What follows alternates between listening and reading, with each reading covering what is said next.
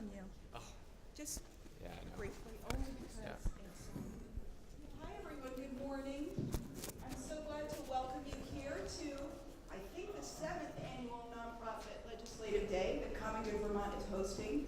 And I will do the sort of details in a moment, but first we have the speaker here today. It's a very busy day. It's crossover day, so we're very blessed that he could spend some time because the House is about to go on to the floor, isn't it? 9:30. Yep. Okay. Yep. So, without further ado, I would like to introduce to you Shep Smith, the Speaker of the House. Thank you so much for joining us today. Well, thanks, Lauren. It's great to be here today, and I think I've been here at all 7 of them so far, and it's great to see so many familiar faces. You know, we understand here in the House that nonprofits do a lot of the work that we're trying to pull together in the House. We know that you are the backbone of the Vermont economy in helping us provide the support services that are needed throughout the state.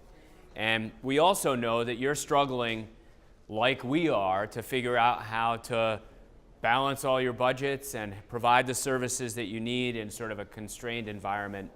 And all I want to leave you with today is to say this. We want to be partners together.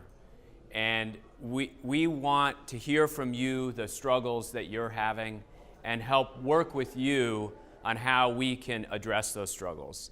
And we want to help you understand sort of the struggles that we're having as well. You know, we are living within a constrained environment on the funding side, and that means that we have to look at what we do and how we do it in sort of different ways, and be creative. And we need your help in thinking through how we can be more creative. You know, we get. You know, after 8 years, I can say as speaker, I think one of the challenges that we have is getting out of the ruts of how we do things. I mean, I cannot tell you how many times I hear in a day, well, we have to do it this way because it's the way we've always done it. Well, you know what? We live in a different world than the one that we lived in 10, 15, 20 years ago. And everybody else around us is doing things differently. We better figure out how to do things differently as well, because we're in a different landscape. That doesn't mean that we should lose our commitment to the goals that we have. It should mean that we can understand that we have technologies, we have other things that can help us actually provide services in different ways. And we want to work with you to understand how you're doing that, so maybe we can use some of the best practices that you have so that we can change the things that we're doing. At the end of the day, we all share the same goal. We want a Vermont that is a place of opportunity for all of its people, that continues to have the quality of life that attracts people here and keeps people here. And we want, unlike a lot of other places in the country, to continue the tradition of taking care of each other, understanding that we are only as good as what we do for those who are less fortunate. You know, we have a long tradition in this state of being community-minded and neighbor-oriented. And I was reminded of this on Wednesday night when I was driving home, and I live on a dirt road, and my car got buried to its frame about a mile away from home. My wife was not home, and I had no idea how I was going to get out. And some guy who drove up in a pickup truck behind me realized he had no idea who I was. That's probably good, so he was willing to help me. The guy gets out of his truck and he's like, "Well, that looks pretty bad."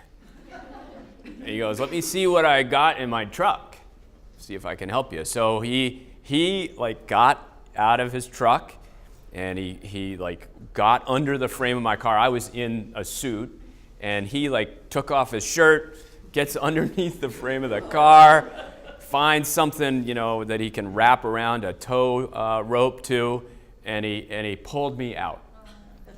And that's Vermont, right? I mean, isn't that Vermont? You know, this is 9:30 at night, and this guy is like, well, it's just like the mudding that I usually do. It's just a different kind of vehicle that I got to pull out.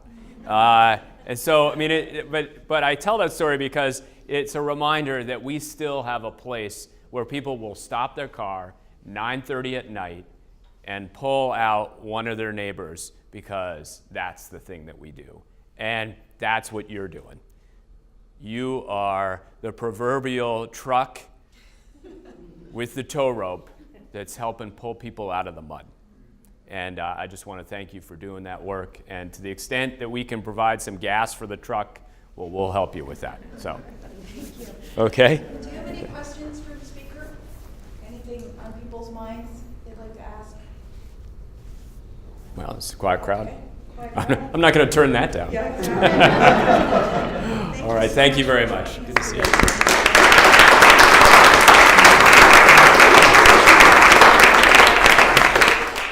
Send me the guy. Ooh. There we go. Okay. All right, so everybody got the memo that there's coffee and muffins in room 10. And the only thing is we can't bring the liquids back in here, but they'll be there for the morning, so that's the good news. So once again, I'm Lauren Glendavidian, and I'm part of the Common Good Vermont team, which includes Morgan Webster, our coordinator, and Liz Ruffa, who's our special projects diva, and Hillary Boone, who is with Benchmarks for Better Vermont and Marlborough College, but always helps us. And of course, we have Barry Silver, who I think is greeting in the hallway, which is just one of her great gifts. And Bridget, our intern from last semester, who's come to help this semester. So we love that so much. And Jackie Marshall, who's behind the camera, who works with Channel 17 and CCTV. He's also part of our team. So I want to thank the staff, and I want to welcome you again. I'm going to go over the agenda for today. I know that some of you have meetings, which is great, with legislators. We typically do this event in February, but we thought it would make sense to do it in March where there is a little bit more action. We didn't realize that today would be crossover day, which is like the height of action until you get to the end of the session.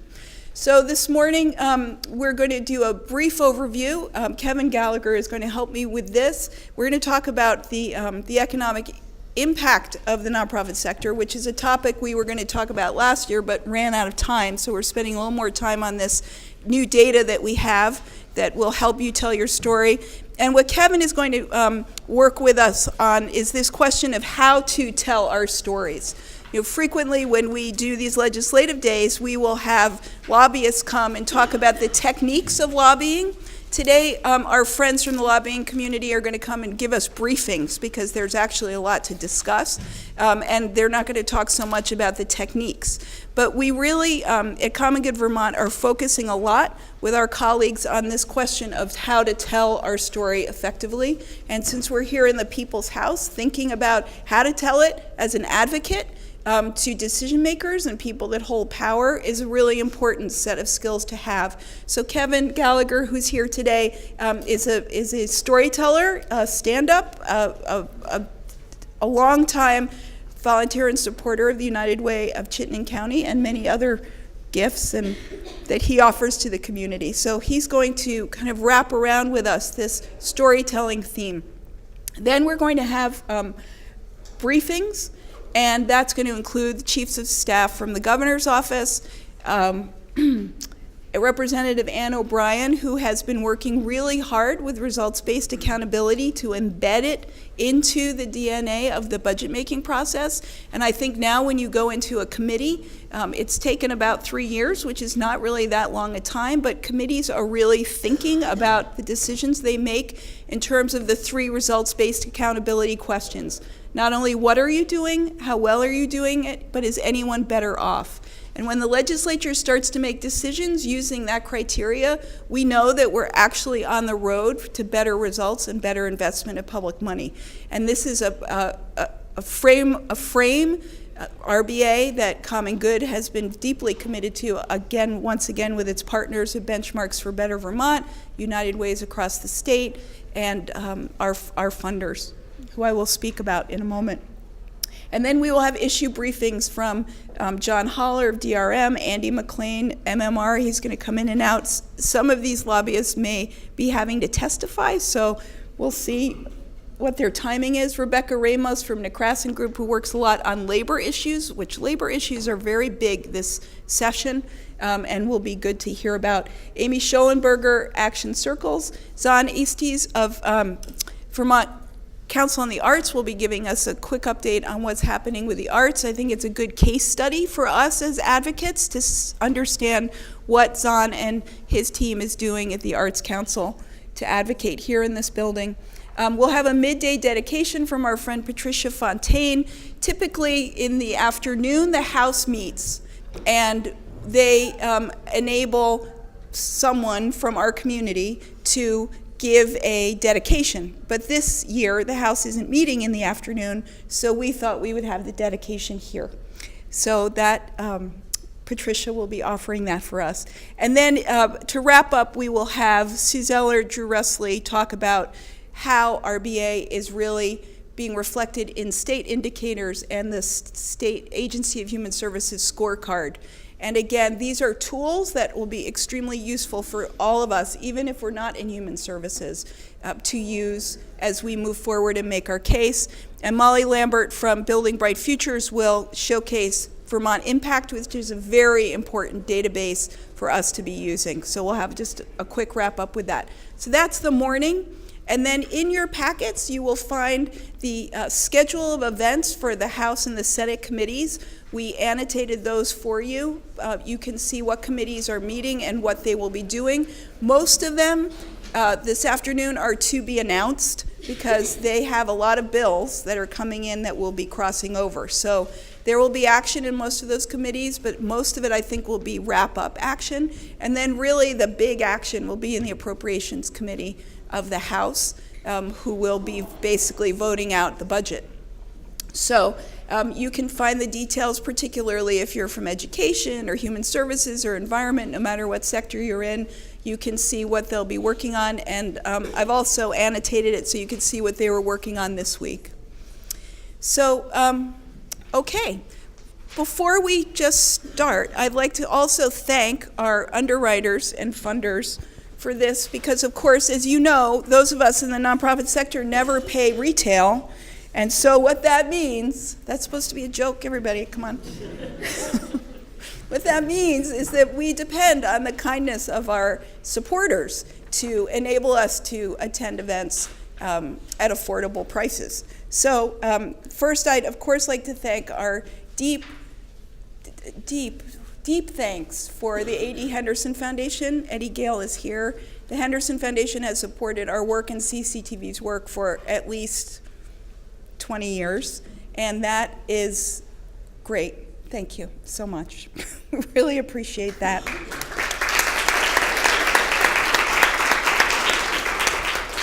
Of course, the Vermont Community Foundation is a huge supporter of this work, and they are deeply dedicated to nonprofit capacity building. The Fountain Fund is also a giant funder of our work. Thank you so much, Patricia. And we also have a series of other funders, the National Life Group Foundation, Velco, Fairpoint Communications, Ben & Jerry's, People's United Bank, and our friends at Paw Print and Mail, who help us with our printing. And we could not do this work without the support of the United Ways of Chittenden County and of Vermont and Marlborough College. So thank you very much to all of those funders and supporters.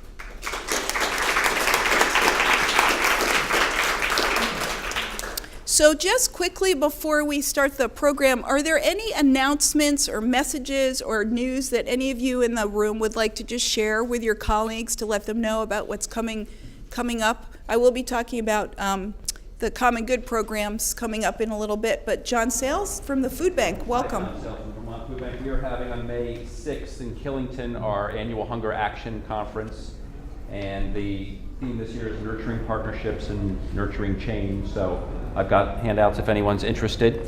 Come see me. Great, thank you, John. That's a great event. It's a very important event for us. Other activities that are happening or news people would like to share? I know there's news in this room. I know it. I can feel it. Okay, well, if you feel the need to, yes, good. Thank you. Welcome. Hi, Good. I'm also Bradbury Collin from Youth Services down in Brattleboro.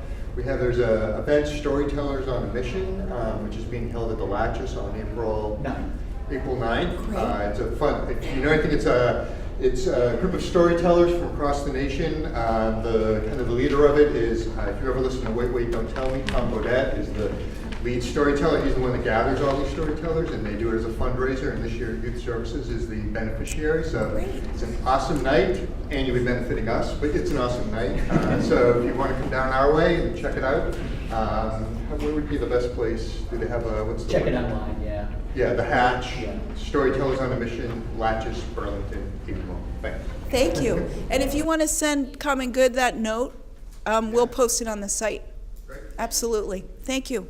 Yes, Patricia. Oh, thank you. So, I'm sort of a borrowed constituent here, but on behalf of the Vermont Cancer Survivor Network, there is an amazing conference happening right here in Montpelier up at Vermont College. It's Expanding Cancer Care, Exploring Choices in Complementary Integrative Medicine, the first conference of its kind in Vermont, happening April 2nd, that's Saturday, and it's free. Great. Free to any and all comers, an amazing conglomeration of people working together for the common good to support integrative medicine for folks dealing with illness and their care partners. Thank you. Yes, did I see another? Yes. Jennifer Grant with Windsor County Partners.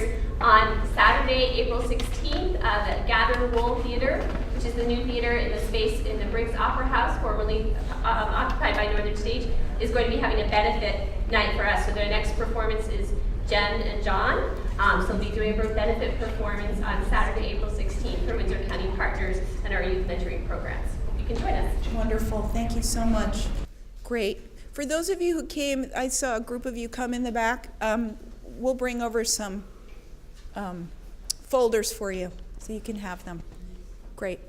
Okay, so I think there's more that I want to say by way of preamble, but I think we'll just start the program. I think that makes sense. In your folders, you will find a piece of paper that looks like this. And this is a snapshot of the Vermont nonprofit sector at a glance. Thank you, Kevin. Beautiful. Vanna. Thank you, Vanna. And this is an updated version. If you don't have one, it may have been because I took it out to give to someone else. I'm sorry, but we have some other ones here. We have some extra ones.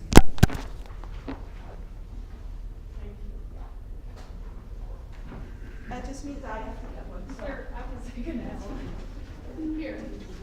Great. Okay. Great. So the short story is that the nonprofit sector of Vermont is a thriving and important sector. We constitute 20% of the state's gross state product, and we constitute 20% of the state's workforce. So when you're ever feeling a little bit of an inferiority complex, which I'm sure none of us do, and that's good, you just take this out, because this data is really important data. There are, and I just like to clarify a couple of points for you. I'm going to talk about this piece of paper, and then I'm going to show you our interactive database, which allows you to play with the numbers and also to access the list of all the nonprofits in the state, according to the IRS. So this data comes from the IRS master file, and the IRS compiles all of our 990s as soon as we file them. And when we talk about data from February 2016, they're really looking at data through the end of 2015, but it could be as early as 2013, right? So it's not, you understand what I'm saying? There's kind of a range of when people file and when the IRS gets it and when they post it. So this data that we're talking about is as of February of this year. There are, and I'll just actually show you, this is the interactive database that was done with the help of our friends at Data Doozer. I met this woman at a data meetup. So we have these data scientist meetups in Burlington, and you meet all these funny people like physicists and environmentalists and data people, maybe. It's a very interesting group of people. But I met Sarah Lindberg, who works with this, she is Data Doozer, and I said, could you make an interactive version of this database? And she said, oh, no problem. So here it is, actually. So here's the state overview, and this is the context for the document in your hand.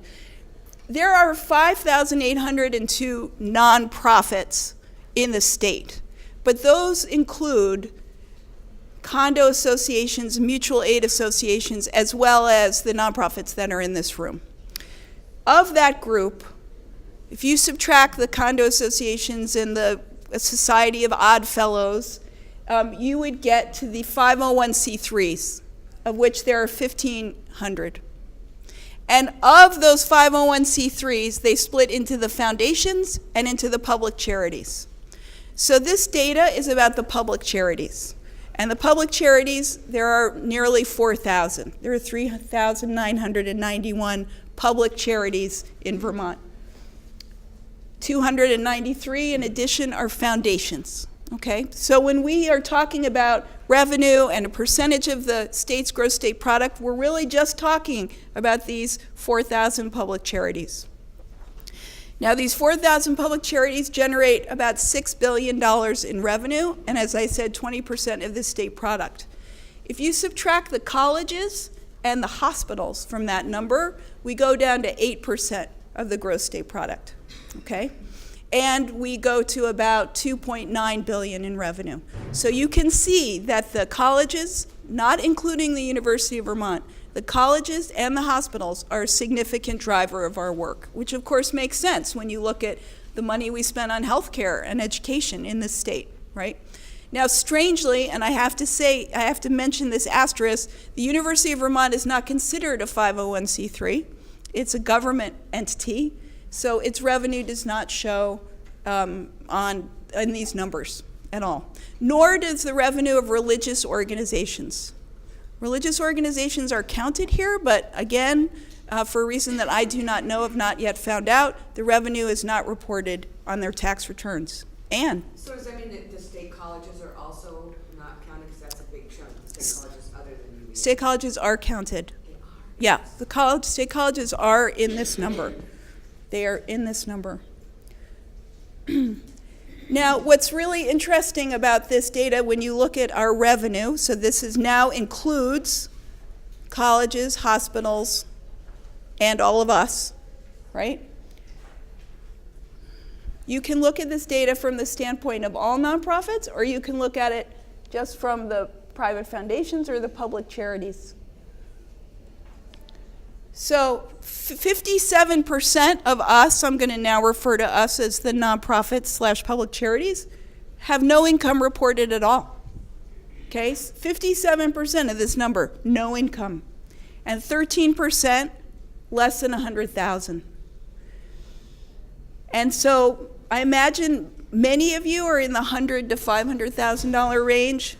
There's 16% of the whole sector is in that range.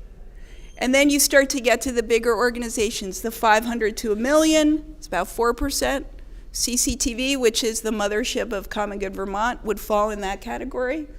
And then you've got the larger institutions, $1 million, 6%, $1 million to 5, 6%, and $5 million plus, 4%. So you can really see that most of our nonprofits are small, largely volunteer run. Now keep in mind that the IRS did a big house cleaning and got rid of all the nonprofits that hadn't filed in a long time in the last couple of years. So a lot of those are gone. So I think this data is actually current. Now if you're interested in how this breaks down by sector, you can go to this database and find out, from the point of view of the number of nonprofits and the percent of revenue. And you can see, again, on the sheet that you have in your hand, but also here. For example, the arts community represents a pretty significant number of nonprofits, about 17%, but the revenue is pretty small. See that top line? So when we're looking at the nonprofit picture, we just want to look at both the number in the sector and the revenue that's generated by that sector.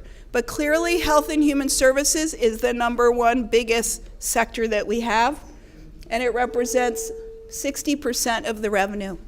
And that's because, really, of the hospitals and health organizations, but this category also includes human service organizations. Yes? Is there any effort to peel apart health and human services? Because it seems like the picture on those two halves of that and are really different. Yep, we can do that. We combine them here because the last Vermont Community Foundation study combined them, but we can break them out. Yeah, and in the narrative, I think I've broken it out. Yeah. So I'm just going to pause. Are there any questions just so far? I'm not trying to numb you with numbers, but I just want to give you kind of the bigger picture. Marie, yep. I kind of don't understand the no revenue thing. I mean, somebody goes through the trouble of getting a 501c3, but they don't raise any money or spend any money. I mean, I'm not clear on what that means, the no revenue. They file a 990 EZ and they don't report, there's no revenue that they report. That they don't raise any money and There's nothing. I wonder what an example of that would be. Michael Moser from the Vermont Data Center may have something to add on this. Well, I know there's a threshold for that. I'm not sure what the exact amount is, but it's 50,000. There you go. 50,000. Yeah. 50. So say more about the threshold, clarify that? If you're not dealing with an amount that's over that threshold, then it's going to be counted as zero. As zero. So you don't have to report revenue. For under 50,000? Yeah, you do a full scenario. Oh. And you're filing, but you're showing that you, on a normal year, you get less than 50,000 in income. Oh. And you're not paying anyone. But I didn't understand on here, you said the wages paid by nonprofits is 1.9 million? Is that supposed to be $1 billion? Yes. Yeah, typo. We'll fix that next printing. Thank you. Thank you. It's a group effort. It's $1 billion. I'll show you that data in 1 second. So finally, just on this sheet, we also have a breakdown on counties, and it isn't going to be a surprise that Chittenden County contains the largest number of nonprofits. It's the biggest county. Washington County is next, followed by Windham County. Now, what's not in the numbers that I showed you, but is really interesting, and I'm happy to share this as kind of another analysis that I did, and that is if you correlate the amount of money spent on nonprofits by county, and then you look at the poverty level in the county, you would think that there might be a correlation between the amount of money spent in a county and the poverty rate, but there isn't, right? So there are these kind of funny reverse numbers. So in Franklin County, there's a very high number of nonprofits per capita, but their poverty rate is very high. Now, I understand that if you had a lot of poverty in a community, you would have a lot of services for a community, but you might wonder if how would you gauge if those services were really having an impact on that population? So there's interesting work to be done, work to be done with this data. This is just, I think, just scratching the surface. I'm going to just go very fast into labor statistics because this is the labor statistics right there. And that is that we generate about 44, just let me make sure here.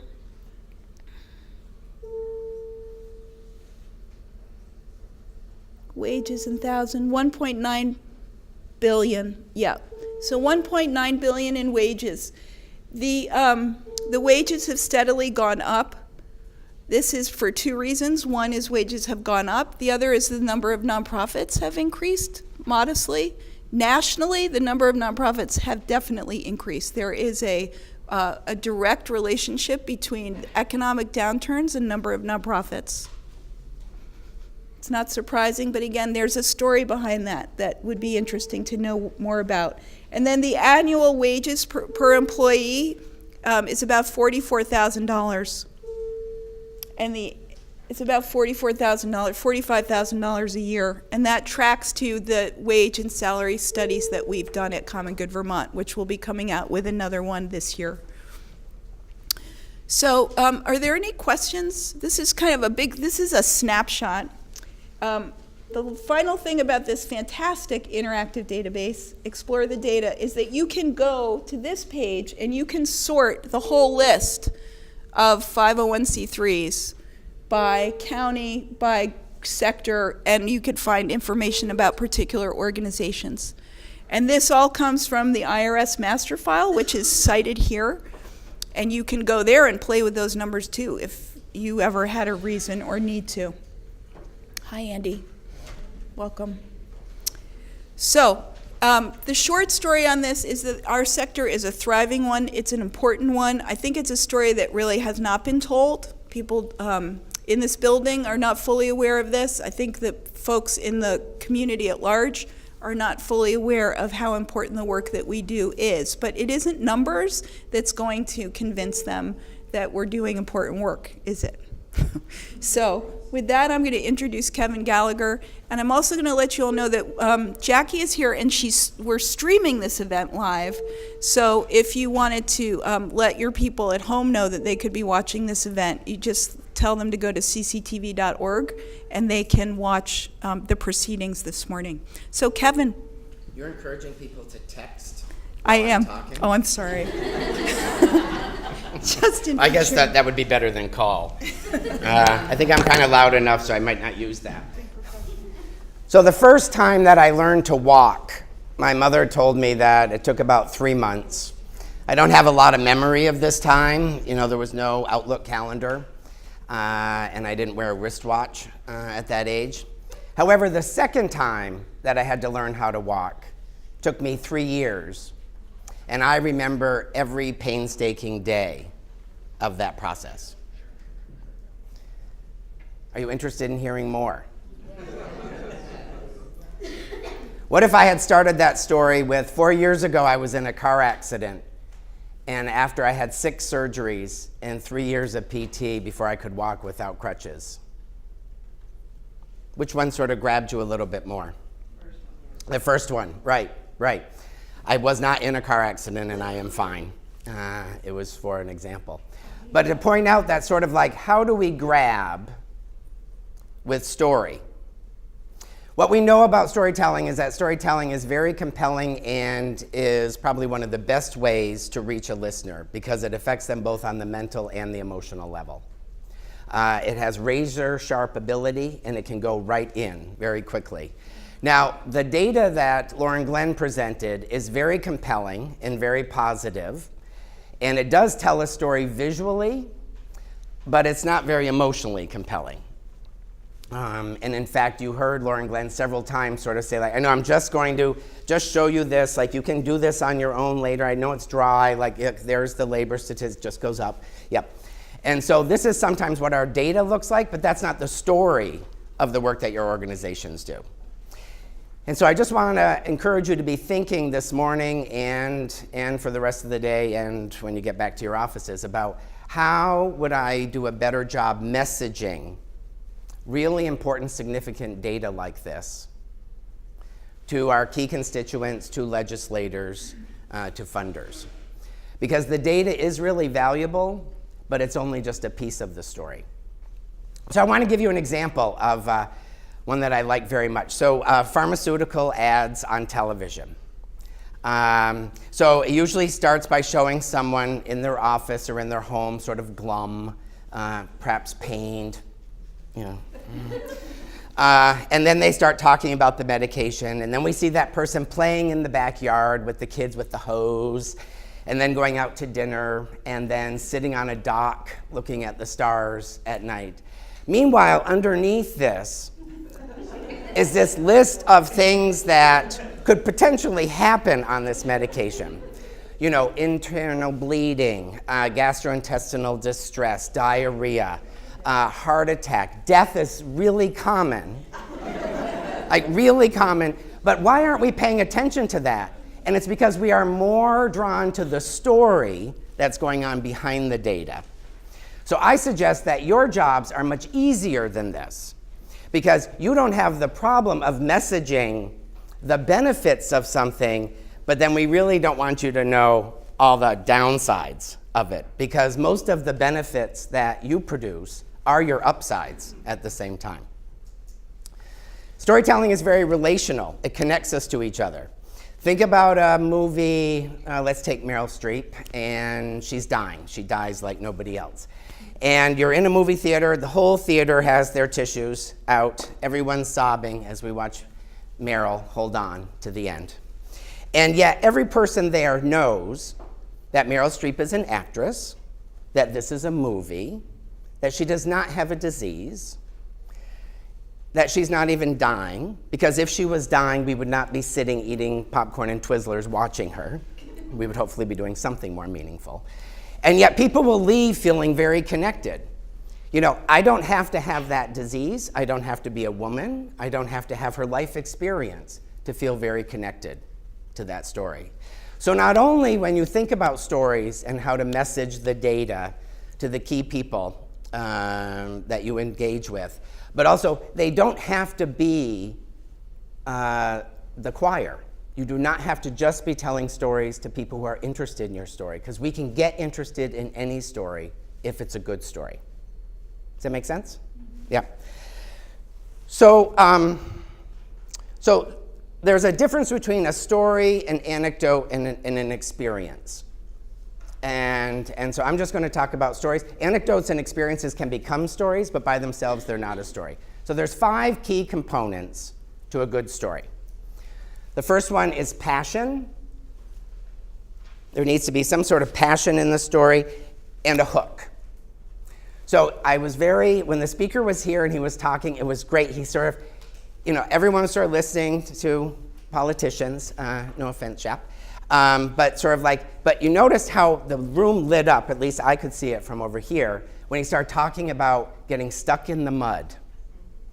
Now, we're not just connecting to him because we got stuck in the mud too, because a lot of us don't live on streets where there's any mud. But we sort of thought, he's taking us somewhere. He is going to tell us something. And so he had all the key components. He had passion, trying to get home to my family. There was a hook, and it was late, and I'm in a suit, and we're sort of thinking, oh no, something's coming. The next key part is a protagonist. We need somebody to be really interested in. We need a hero in the story. And so we really wanted things to go well for the speaker on his trip home. So character development is really important in a story. And there could be multiple characters. Another strong character in this story was the guy who stopped. In the story that I fabricated in the beginning, my mother would have been a positive character in the story. We tend to have positive associations with moms. The physical therapist probably would eventually in the story have been a key part of that. But at the same time we have a protagonist, we have an antagonist. And sort of in the work that you do, the antagonist could be a person, it could be a law, it could be a particular politician, it could be something in your community, but someone who is set to give you trouble. And then that leads to the 4th part of a good story, which is it needs to have conflict. There needs to be an arc. There needs to be a beginning, middle, and end. And the middle part is the conflict part, where the protagonist and the antagonist are duking it out. And so for Shap, the antagonist was the mud. And he even alluded to that without even really paying that much attention to it. He said, I deal with mud all day long. It's just different mud at different times. And sometimes I need somebody, to come and pull me out. And then the last piece of a story that is of the 5 components of a story is there needs to be some sort of transformation. some sort of resolution. Because that's what makes it different than just describing an experience or telling someone an anecdote about something. And the transformation does not have to be positive for it to be a good story. And has anyone ever seen the movie Born into Brothels? Documentary, maybe about 10 years ago. Reporter went in to do a story about girls born to women in the sex trade in, I think it was in Bombay or Calcutta, and got really attached to these sex workers and then to their kids, and was watching these girls sort of grow up to become sex workers. And so her work went from being a documentary person to living there for several years and trying to save these girls from that future. The end of the movie, she has succeeded until the credits. And we learn how each girl went back to the brothel. And you leave miserable.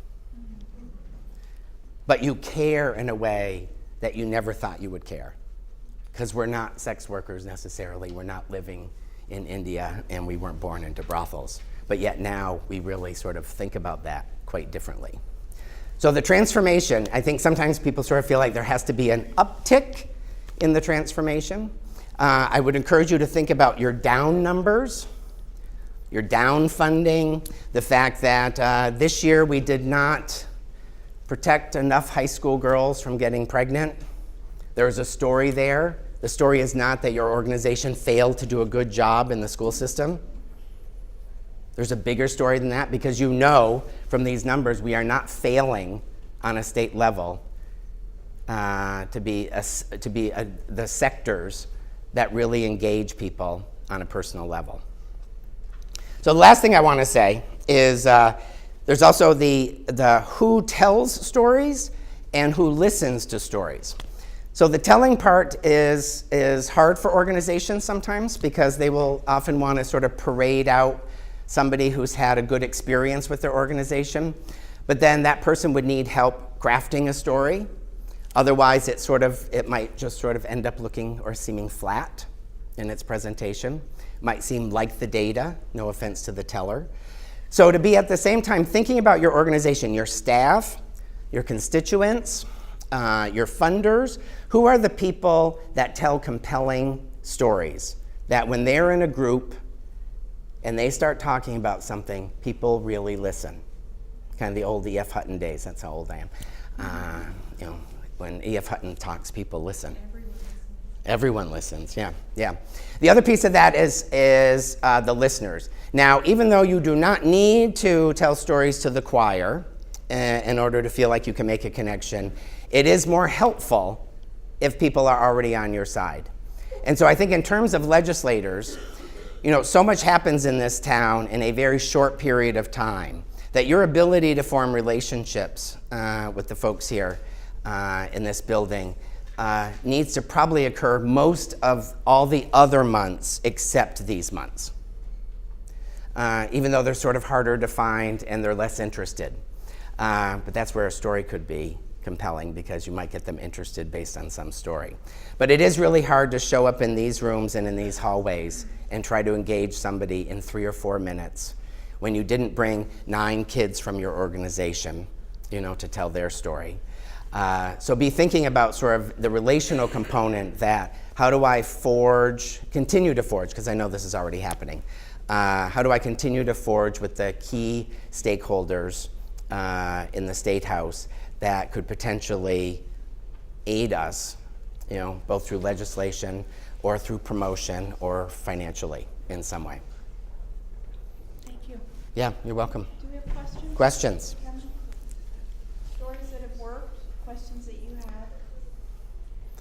People who have used stories, yes?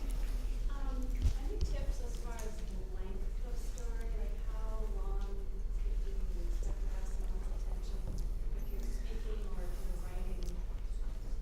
Longer, shorter? Well, what we know now is that long anything is not a good idea. We like everything really short and really fast. So I would say probably in a real person story, a couple of minutes, maybe 3. 5 probably being the max. in a story that you're perhaps putting on a website or having someone do video with, perhaps even a little shorter, and maybe juxtaposed with several stories. So you might have a 6-minute video clip where 3 people are telling stories and you're hearing the beginnings of each of their stories, the middles of each of their stories, and the ends of each of their stories, so that it moves enough. I'm a psychotherapist by trade. That's what I do during the day when I don't do fun stuff like this. I never imagined I would sit in a room in a chair with the door closed, sitting still all day long for a living. Like that is so, if you knew me, that's so not how I move in the world. And yet I sit and listen to people's stories all day. So it's like, ooh, what's this person going to be about today? And who is the antagonist? Because I always know who the protagonist is. So they tend to have to be pretty short, which means you have to really think about a tight arc. Otherwise, it will just sort of come off as was a great experience. Because if the speaker had said, I got stuck the other night on the way home, and there was this really nice guy, he stopped and helped me out, because that's what Vermont's about. It would have passed over us very quickly. He took off his shirt. He got under the truck. Now and I'm standing there in my suit. We're visualizing the whole thing. I'm really sorry. I'm really sorry. I'm really sorry. I'm really sorry. I'm really glad you don't know who I am. I'm really sorry.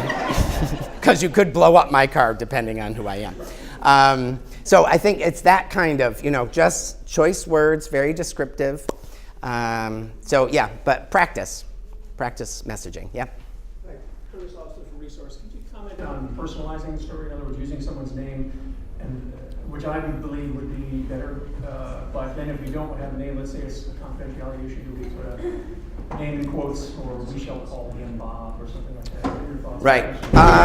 In a case like that, I would sort of say, is there any way that the person whose name is the storyteller?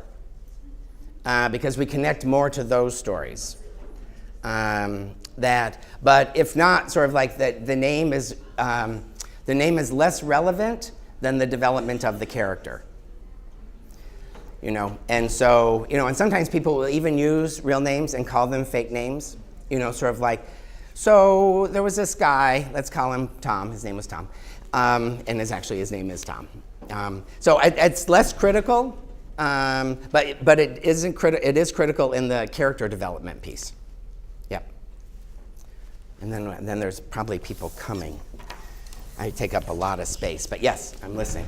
Is it important to try to tailor the vehicle of the story or the message to particular audiences?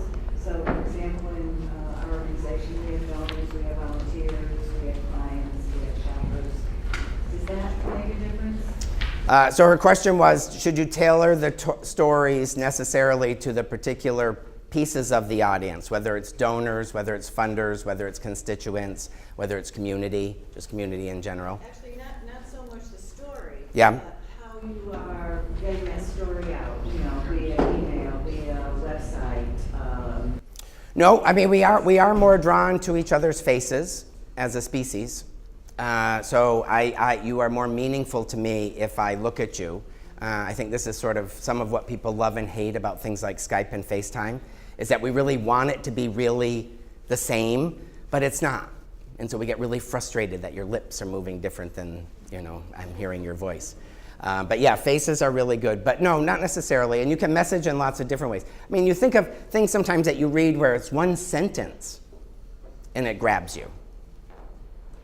It's a tagline on something that really, sort of pulls you in and makes you seek more. So no, not necessarily. One more. Yes, John. My question is, we want people to act after stories. Yeah. That's really our goal, I think, largely, in telling these stories. And is there any, let's say, do people need to see themselves in the story to act? And how can we get people, what are the keys to getting people to act after a story in addition to being moved? I don't necessarily think people need to see themselves in the story. They can be pulled into the story. When there are 200 people crying in a movie theater, we have no idea what is generating those tears. Am I fearing my own mortality because I have little kids? Am I remembering my mother's breast cancer from 6 years ago all over again? Am I thinking about just sort of like how much death has been around me recently? Am I afraid of death, period? Do I have mortality issues? And so everyone's tears in the audience are coming from a different place. So I don't necessarily think that they have to see themselves in the story. If the story is delivered well, they will find themselves in that story. I think that's why adults like Dr. Seuss as much as kids do, because we can always see our own foolishness in those stories, as simple as they are. Yep. All right, Lauren Glenn, you have a panel of people that look ready. Thank you so much, You're Kevin. welcome. And so I'm going to hang around.